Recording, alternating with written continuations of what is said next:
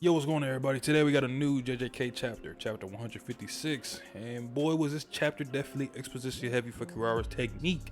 At first, I was confused with the information given about how the technique works and all that, because we know Gege is a freaking wizard with that math and science stuff, two things I am absolutely terrible at. But I guess today he wanted to flex his little astrology knowledge. But after I reread the information in the chapter a little bit, I got a simple grasp on the technique. And Kirara's curse technique is actually pretty cool. And I gave my own little simplified version of it in the middle of the video. But now that we got that intro out of the way, let's get into the review. This entire chapter is going to be for the Megami Panda and Kirara fight, picking back up to where we left off last week. Megami is summoning his rabbit escape, mainly to try to figure out Kirara's ability, which he develops a theory about in the middle of the fight later on. Now, Kirara says in the thought process, physically to herself, Kirara in the thought process says that her curse technique marks curse energy, which is why she can mark the Shikigami that Megami summons out. And we got a description of the rabbits being attracted to Megami, kind of suffocating him, and basically in a what-if situation, we see that the rabbits will suffocate and possibly kill Megami. Now, obviously this didn't happen because Megami quickly releases the rabbits, and Megami asks Panda, "How are the rabbits? You know, how did they look from your point of view? Did they get anywhere further?" And Panda answers by saying, "Yeah, you know, the rabbits look cute, but you know, second to me, obviously," which Megami asks, you know, that's not the information that he needed, but he asked if he had a star on him. Panda shows him the star that's on his body, says the rabbits were able to reach me and the second floor, but he couldn't get to Kirara or the door. Now, Megami's theory is that Kirara's curse technique is based on constellation, the constellation being Southern Cross. Upon hearing Megami's theory, Kirara gives a look of worry, although Megami himself also gave a look of really, kind of insinuating he himself didn't know it was true. But the simple fact that Kirara gave away that look of worry gives Megami certainty that his theory is correct. And Panda, like probably most of us, is wondering what the heck is going on and what are they talking about. So I spent a little extra time reading more over on the stuff that we got on Kirara's curse technique, Interstellar Flight, which is a pretty dope name, I gotta say. And I'm basically just trying to simplify it. So what Megami said, you know, is you want to look at it like it's a board game, and that's pretty much what you want to do for this curse technique. Depending on which star Kirara marks you with, you have to follow the order of Imai, Acrux, Mimosa, Genon, and Gakrux. And judging from the fact that the rabbits were able to go towards Panda, who is Imai, that means if you have a crux, you can actually go backwards to Imai as well. So you basically, whatever one you have to go following the direction. But you can also go backwards. You can't skip a step basically going forward. So you have to just look at it as like a 1, 2, 3, 4, 5 process. You have to go in that direction. You try to skip it, you're pretty much gonna be pulled back. And whatever is attached to you, like with Megami, he had both the Divine Dog and himself marked with a crux. Those two have to be pretty much at the hip, but they can only move forward if they go to Mimosa. So let me know if they pretty much simplified it for you. Just look at it as like a direct line going forward. You have to go step to step in order to progress. But other than that, I mean, good lord, this technique is actually kind of broken.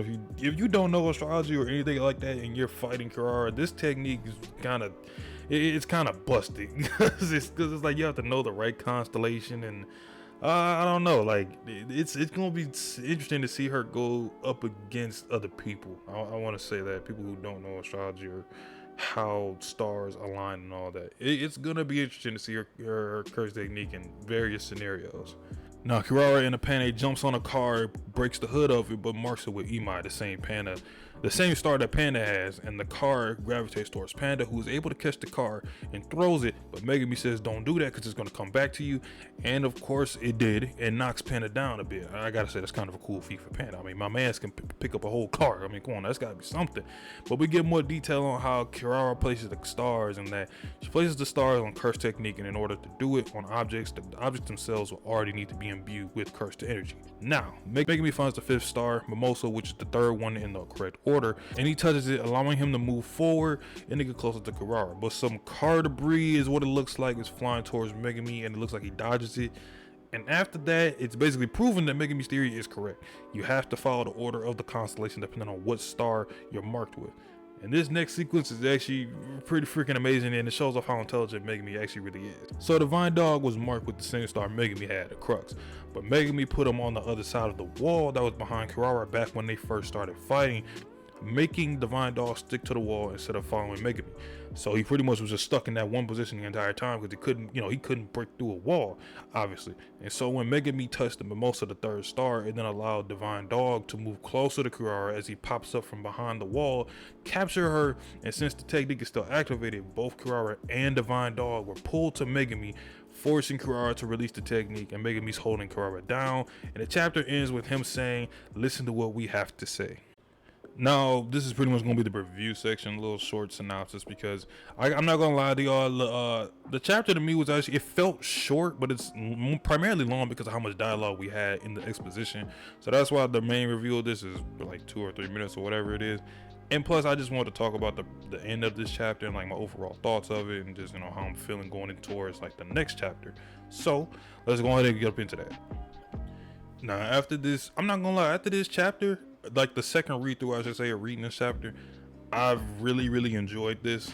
I'm not gonna say like, oh, it's the greatest thing of all time or nothing like that every chapter, because this is primarily build up. We're building up to the Culling game, and we're building up to the Kirara and Hikari, you know, possibly eventually coming along with us. And with this chapter, since we pretty much found out what her curse technique is, I think Kirara might actually be stronger than what we think she is.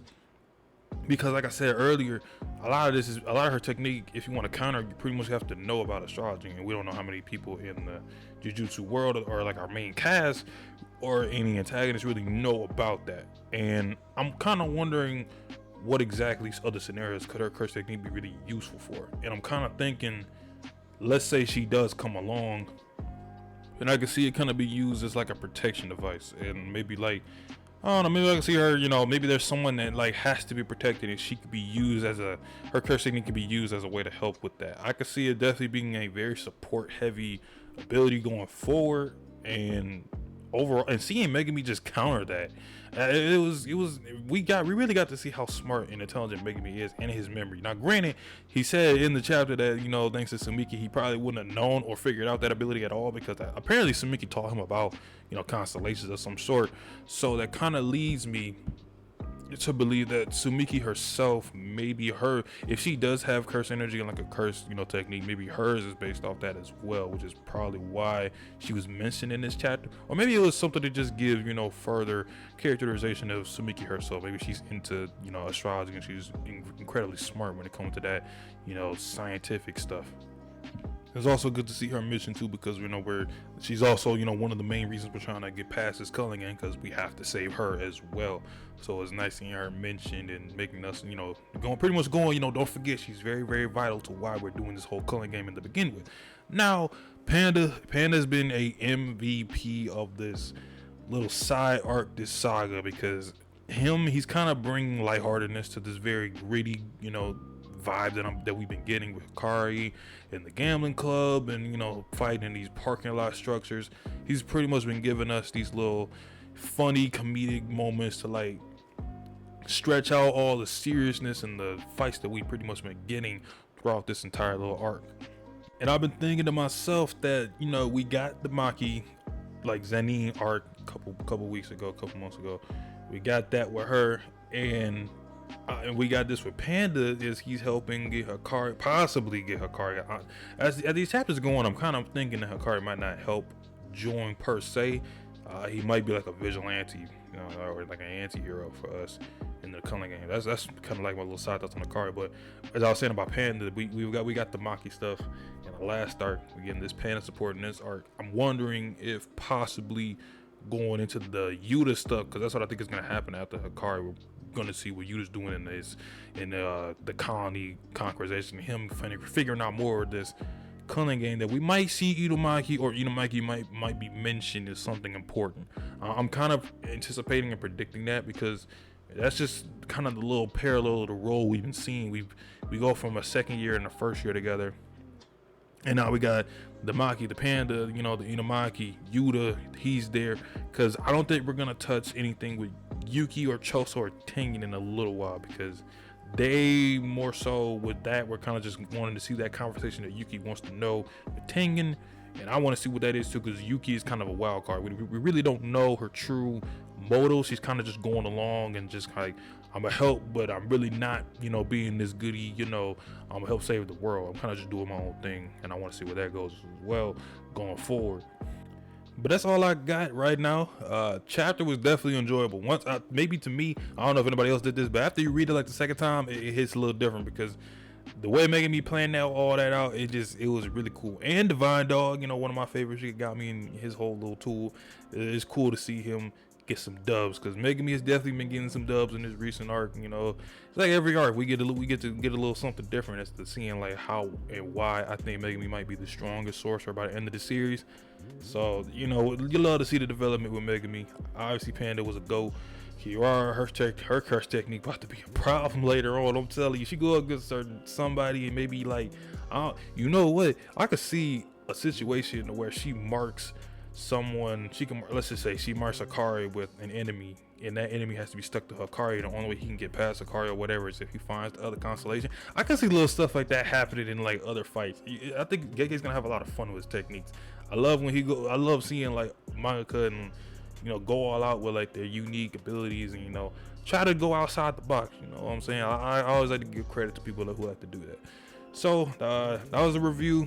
Great chapter. I'm looking for it, man. The color game build up is something crazy. I'm telling y'all, this has potential to be bigger than Shibuya.